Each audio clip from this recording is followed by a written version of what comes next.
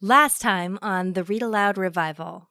I grew up reading the Penderwick novels and loved Jeannie Birdsall's work.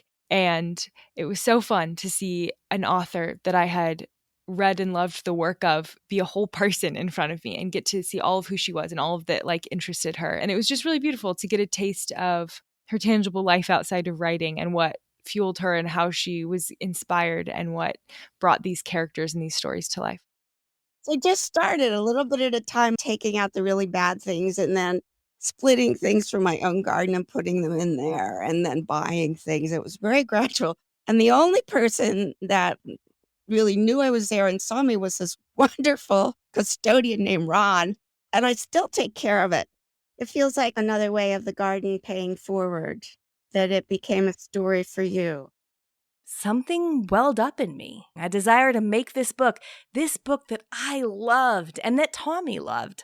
And so, in keeping with my habit of wading into territory where I have no idea what I'm doing, we decided to create Waxwing Books, a boutique children's publishing imprint that makes the kind of books we know families want. And we're starting with A Little More Beautiful, The Story of a Garden.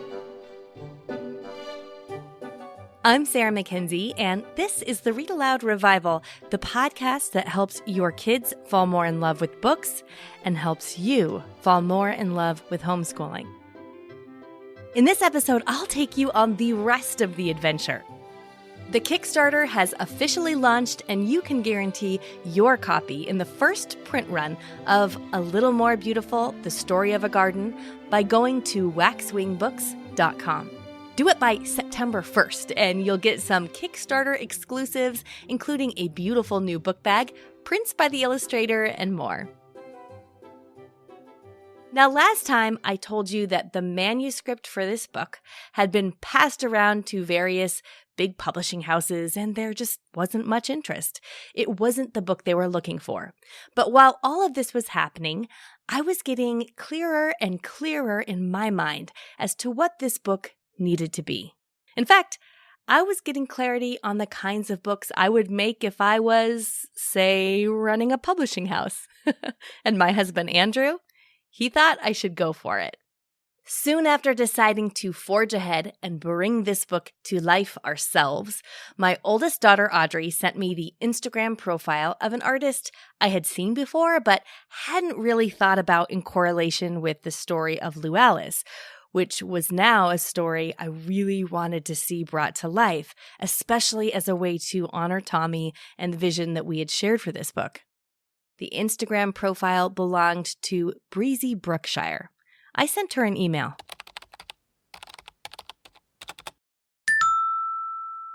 Oh my goodness. So I saw your name in my inbox and I thought, I know exactly who that is. And I used to listen to her podcast. And I love her. And I think if she has a book idea for me, it's going to be right up my alley. And I'd even been praying for a special project too. I was kind of at a crossroads there for a minute, and kind of interesting point in my life where I'm like, okay, I've been an artist and there's some book opportunities, but also I want to spend quality time on something that feels like it's part of my vision as well. I don't want it to be like just a book project. And knowing the types of books that you loved and your spirit and what you love and what you want to do, I'm like, I could see this being very much a part of my vision and being able to pour a lot of my own heart into it as well. I'm Breezy Brookshire, and I'm the illustrator of A Little More Beautiful, The Story of a Garden. Not only was Breezy an absolutely skilled illustrator who was consistently making art I just loved, I could really see this book being brought to life by her. Also, she was homeschooled by a mom who read to her a lot, and I was all over that. I can say from as early as 2, I've been doodling around and drawing. I've always been looking for pieces of paper to put little ideas onto, and started keeping a sketchbook. Once I realized that was a thing, my mom made sure I always had a sketchbook on hand. So I wasn't always drawing on school papers. I was probably in my early teens when I had thought, I'm going to illustrate this story as I read it. Like every chapter, I'm going to challenge myself to draw an illustration from this book. It was Anna Green Gables. I had not read it, but I could just see it. I just have to put this down on paper, and had always like wanted to paint and draw. And I think around the same time, I was like, okay, I'm aging out of the children's book section, but I'm still really drawn to the art. Like I keep looking at the art from these beautiful books. And this is actually a job. And by my late teens, I'm like, I just love narrative and storytelling so much. I love illustration. Breezy, it turns out, wasn't professionally trained, but mostly self-taught. And homeschooling gave her the time and freedom to learn from the masters.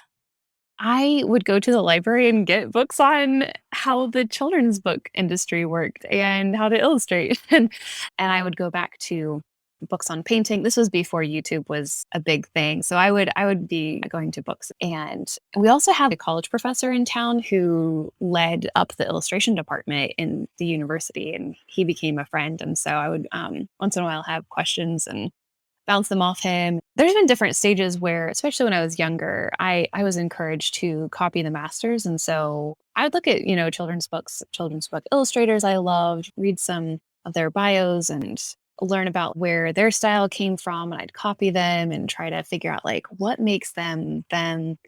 I think if you're really working at it from a young age, like traditionally you start to see some leaps and bounds being made, and like probably the mid-teens is where you start to really, find your voice, at least like kind of that first iteration.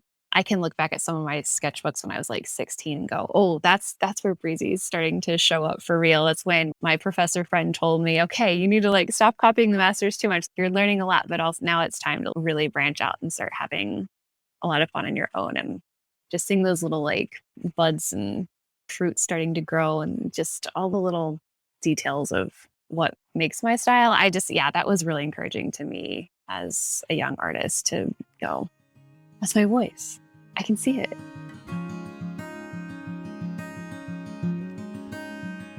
Now I had Breezy on board and excited about the project, but I knew too much about really high quality picture books. I had too much respect for the art form to think that Breezy and I could pull this off on our own.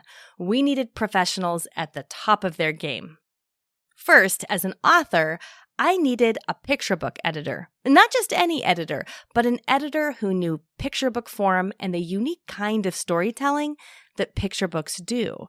I wanted an editor who was well-practiced in picture books and who was also willing to freelance edit, since obviously we are not a big publishing house. I found Michael Green.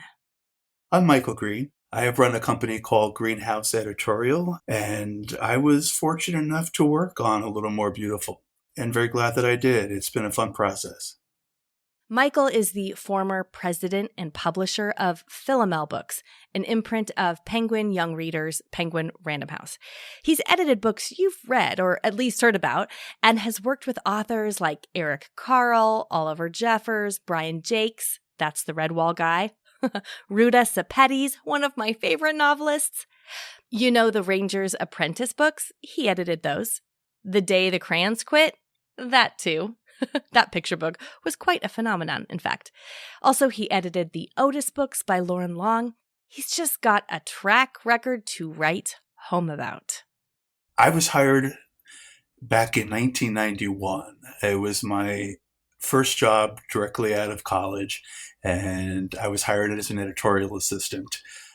I was told my first week that children's publishing either gets in your blood or it doesn't, and you say goodbye, because it's certainly not an industry to enter to get rich or famous. It is about the books, it is about the authors, and it is not about you. And it turns out I love that. I love the business of it and the art of it. But there comes a time where it's hard to keep up with the demand that the industry had placed upon an imprint like Philomel. We did have a lot of bestsellers, a lot of award winners, and for every one bestseller, the expectation was, okay, we'll now produce 1.5 bestsellers. And at some point, it just changed the nature of the business, and it became a little less fun and a little more, hectic. And I had had enough. I had done it for 27 straight years, and I just needed a break. So I left, and I didn't expect to rejoin the industry anytime soon. I thought I would write. I thought I would just see what the world was, because I never really had a chance to do that. And as it turned out, I missed editing. I missed the discovery of new author voices, that little thing that just raises the hair on the back of the neck when you read it for the first time and you know you're discovering somebody. It's one of the best parts, if not the best part, of publishing. And I certainly missed it. So I decided I would just rejoin the fray on my own as a freelance editor. And it worked for, I want to say, about almost 2 years. And just recently, I was hired by Marble Press, which is a startup publishing company, to develop their list of picture books, middle grade fiction, and graphic novels. So I'm back in the publishing fold officially, and looking forward to every step of the way. I was delighted to find that Michael was doing freelance editing, so I sent him my story and asked him, can you help us make this story better? Can you tell me what it might be missing? I sent the email and held my breath. I didn't want you to go changing the story too much, because you really nailed it. Could have been your 75th draft, or it could have been your second. I don't know. But whatever draft it was darn close. And when you get close, there's something precious about it. And I just want to make sure it goes the rest of the way smoothly. I don't want it to change too much. Picture books, they're wonderful for the soul. And process-wise, I think of them as poetry. And so I'm always looking to get to strip the voice to its basics and to not overwrite, which fell right into what you were looking to do. So the match was strong there. I want to stay here for a second because picture book editing is an art form. I asked Michael about his process, and I think when you hear his answer, you'll understand why he was such a good fit. Oh, it's messy. I like to begin by never making notes. I'm always assuming I'm going to read through clean, and I keep my pencil to the side. I want an uninterrupted experience. And then I come to something and I just stop. And all of a sudden, I just start making notes. I do like to read it a couple of times through silently, and then I like to read aloud and just see where the pacing is, see where the strong beats are. Is there a reason for this manuscript to exist beyond the fact that it's been written? Will it carry weight down the road? I had a goal for every picture book, and it's not possible to achieve, but the goal was, can this book become part of the fabric of a family? And by that, I mean to become part of the routine, the bedtime routine. There can be an aha moment 2 years down the road. And an editor and an author is never around to see this, where someone years afterward, something just clicks, the tumblers click into place, and there's a memory of a picture book and how it changed the way you saw the world or the way that you interacted with your family. That usually means that down the road, the same children that were read the story are going to read the same story to their kids. And that's part of that fabric of the family that I strive for. One of the things I like to do is to read everything aloud. My opinion of the picture book process, there's art and there's text, but for me, it's a very 3D experience. And for any parent and for anyone who's producing a Read-Aloud Revival type, as well that these books are meant to be read aloud. And that's part of the literal experience of creating a picture book. So everything is read aloud. And if it doesn't work when it's read aloud, it's something that is usually a deal breaker for me. If it doesn't work when it's read aloud, it's a deal breaker. Oh yes, he was my guy. So now the story had been critiqued several times and was professionally edited by someone who knew his stuff. Another step in here is a copy editor. That's the kind of editor who cleans up the tiny bits of grammar and punctuation mistakes. And yes, even with a picture book text that is less than 500 words and has been scoured by several professionals, our copy editor still found plenty to correct. Copy editing is a superpower. But the text isn't the only thing that needs professional guidance. The art needs that too. I like to describe it this way. The author needs an editor to help their story be what it's trying to be, and the illustrator needs an art director for the same reason. It's like an editor brings out the best in an author, and the same with an art director. The art director's job is to bring out the best in the illustrator. That's Kara Llewellyn. She's kind of a big deal. You'll know some of the books she's designed. The Caldecott Award-winning The Undefeated by Kwame Alexander and Kadir Nelson, The 100-Year Barn by Patricia McLaughlin, illustrated by Kennard Pack, The Quiet Book and The Loud Book by Deborah Underwood, illustrated by Renata Luska, How to Be a Good Creature by Cy Montgomery, illustrated by Rebecca Green, David Macaulay's Built to Last. You want me to keep going? I can keep going. I ended up managing a team of 9 designers in 2 cities. When you manage a team of 9 designers in 2 cities, turns out you don't get to make books anymore. It's meetings, and I loved mentoring the designers and running cover meetings and stuff, but I got 500 emails a day, and I just didn't have time to physically make books anymore and realized that I really missed that. So I went freelance, and it's been really great. I can pick my own projects and make my own schedule. I do still work for big houses. I actually just finished a stint at HarperCollins, but it's usually temporary because I like my freelance time so much. We needed an art director, and I was worried because I wanted an art director who knew picture books inside and out, and also who wasn't put off by the fact that we're not an established publishing house. We're a fledgling boutique imprint, and we're sort of building the plane as we're flying it. Honestly, I sort of didn't know what I was doing. How do you hire a top-notch art director for that? I get a lot of people reaching out to me, strangers, relatives, friends of friends, the person who I meet in the grocery store, saying that they have a children's book that they've written and they would love for me to look at or work on. But every interaction with you just reiterated how much you knew your stuff.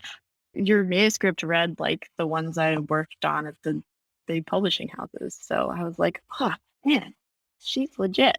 You totally admitted that you didn't know what you were doing, but it was very clear that you knew enough to do your part well.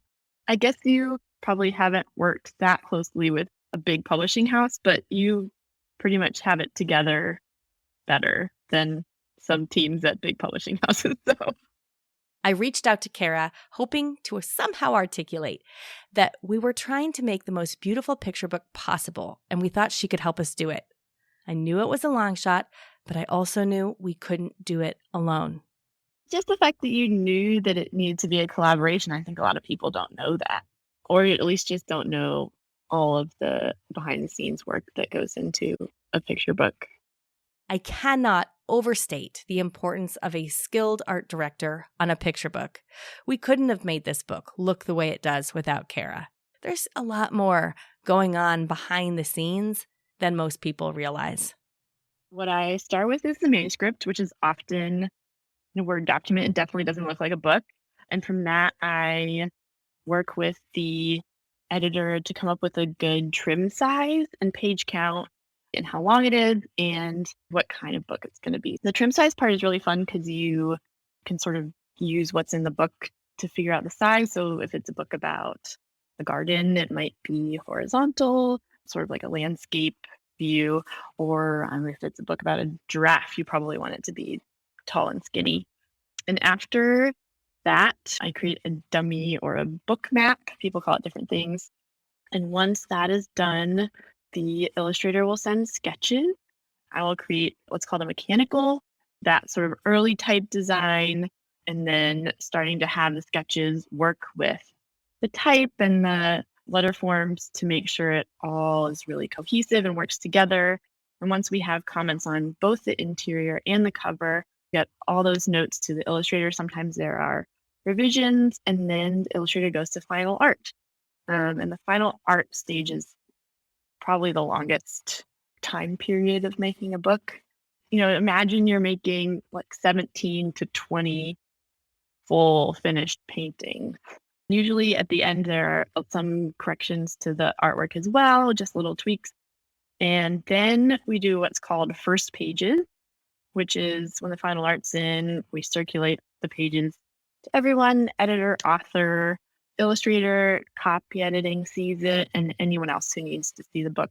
The first pages are my favorite part of making a book because you go from like a sketch book dummy to something that when you put the final artwork in with the type, it just sort of like magically becomes a book. There are a couple of rounds, first, second, third pages of correction based on everyone's notes. And then the final files will go to the printer, and the printer will send back proofs, which are basically just flat printed pages of what the actual book pages will look like. They're just not bound into a book. I really like seeing these, especially when the book is on an interesting paper stock, because then you can really see how the ink is sitting on a texture, whereas you've really only seen it on a screen or printed from a copier, and then the book goes to print. It's a long process, and it can't be rushed, or at least from what I can tell, it can't be rushed without compromising the quality. So, like I mentioned in the last episode, I spent a couple of years writing the book, right? And then this whole process, from the time I reached out to Breezy and got her on board to the time right now when the book is available for pre-order, that took us about 20 months, or a little less than 2 years. And we were in various stages of this process that whole time. One of the things that was most fun for Kara, Breezy, and I was playing with the end papers. Do you know what end papers are? Those are the pages that are pasted down to the hardcover board in a picture book, the inside cover of the book. I love them. I feel like they're an opening curtain. They usher you into the story and offer you a first immersive experience into a tale. I think actually end papers might be one of my new favorite pieces of a book too. It used to be the case cover hidden under the jacket. I thought was really, really fun. But weirdly, now that I have a 2.5-year-old who is a whirling tornado and will just rip the jackets off of it, we just take them off now. Also that and kind of the copyright page. Doing weird things with the copyright page has, from very early on, been my favorite. On the Loud book that was illustrated by Renata Luska and written by Deborah Underwood, we did a little character with a megaphone. And so all the copyright information is shooting out of the megaphone. I worked on another book recently where each line of the copyright info was sort of floating all around the page, and there was like a flock of chickens pecking at all of it. Playing with that stuff is really fun. When you get your hands on A Little More Beautiful, The Story of a Garden, I think you'll see how we had fun with these kinds of details. And throughout the whole book, there's an interplay between the text and the illustrations. We were constantly adjusting one or the other to make sure we were telling the story the best way it could be told. And of course, the best picture books, you could sort of do that little test where if you took away the type, it wouldn't really work. And if you took away the illustrations, it would, like, they both really need each other to function. And oh my, what a beautiful book it has turned out to be. Just wait till you see it. Breezy's truly gorgeous illustrations, the swooping birds, the colors, the vibrancy, the movement on the page brought to life with Kara's incredible design and typography, all of it printed in large hardcover format. It's so delicious. There's some bluebirds. They are mostly swallows. And going to my granny's farm growing up a lot, she had a barn with a bunch of barn swallows. And so every time we'd pull into the drive and get out of the car, there would be these barn swallows swooping around. And my granny is a very spry little lady, and she's always kind of busy doing things around the yard. So a bit of it came from that as well. There's also a cat that your kids are going to fall in love with. Here's Breezy on the cat. When I was young, I really loved being able to find motifs or little repeated elements repeated characters or shapes or whatnot. So we wanted to include something that was like a quiet sidekick, if you will, that would also lead your eye through the story. And I kind of debated between a dog and a cat because I absolutely love dogs. I've grown up with dogs, but I also am always kind of captivated by how cats move and how, especially drawings of them, can be so poetic. And I thought this would be kind of a great element because we've got the sweet little old lady who's quite spunky actually, and she's got some of her own like shapes and colors. And then we have this little girl who's got all of this youth and spunk, and she's a bit on the shy side, but she also has her own creative personality. You can see when, she sketches and she likes little feminine elements, and she's got wild hair. And then for some reason, I really felt like the color orange would be a good complement to some of the purples and violets and blues that the two girls wear. So orange is the complementary color for blue, and combined with some of the action that I wanted to see with this little sidekick, I thought, oh my goodness, it's got to be an orange cat. And also I'd heard some stories about different cats and colors, like different colored cats having different personalities. There's some generalizations there, of course, but I was just so amused by some of the stories my friend Kate was telling me about her orange cats over the years. I thought I really have to put an orange cat in there. Here's something that will be hard to miss for those of you who love picture books as much as I do. This book is a love letter to Miss Rumphius, my all-time favorite picture book, written and illustrated by Barbara Cooney. If you've read Miss Rumphius, you know it's about a little girl named Alice who tells her grandfather that when she gets older, she will be just like him. She'll go to faraway places and live beside the sea. Miss Rumphius. Story and pictures by Barbara Cooney.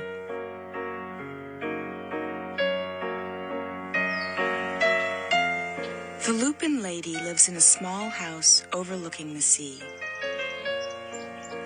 In between the rocks around her house grow blue and purple and rose-colored flowers. The Lupin Lady is little and old. But she's not always been that way. I know. She's my great aunt, and she told me so.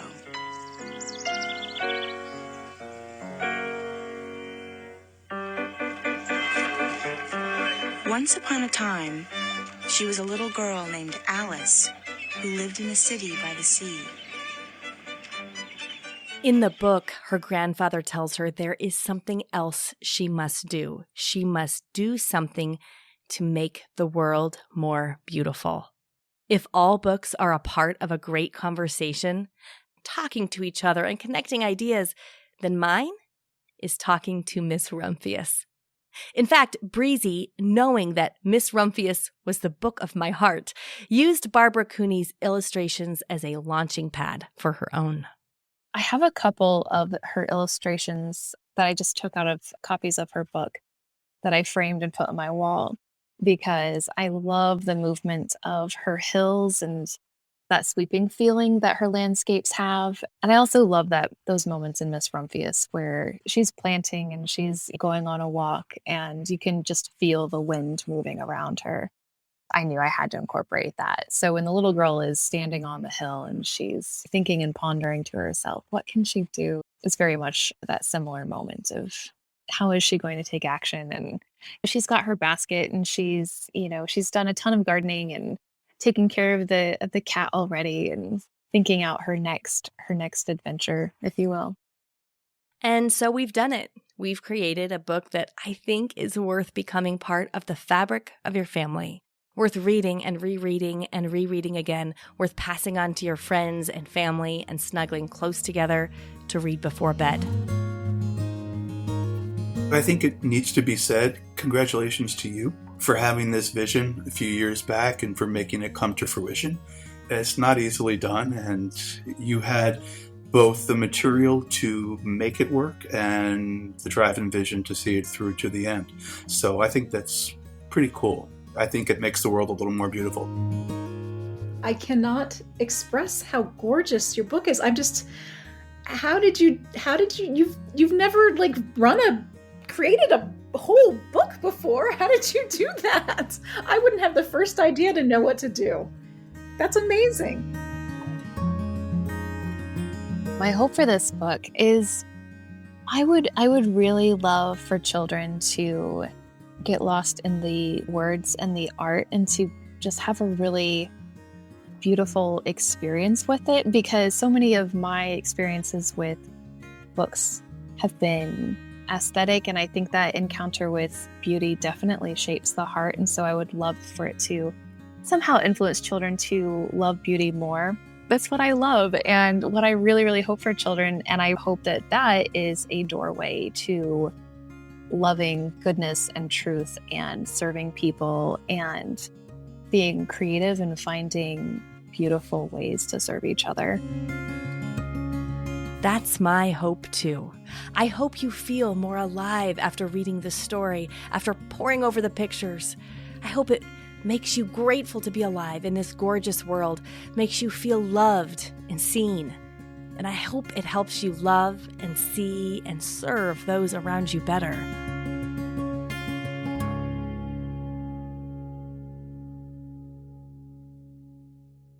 Now, this isn't the only book we've been working on at Waxwing Books. We actually have several more coming down the pipeline, and you can expect to hear about those in the very near future. For now, though, we're ready to put A Little More Beautiful, The Story of a Garden, into your hands, and we need to know how many to print. If you want to guarantee your copy in the first print run, you'll want to pre-order before September 1st. We've also got some fabulous exclusives, including a book bag that you can only get during the Kickstarter. Go to waxwingbooks.com to get yours. It's been a long journey, but we're really still at the start of it.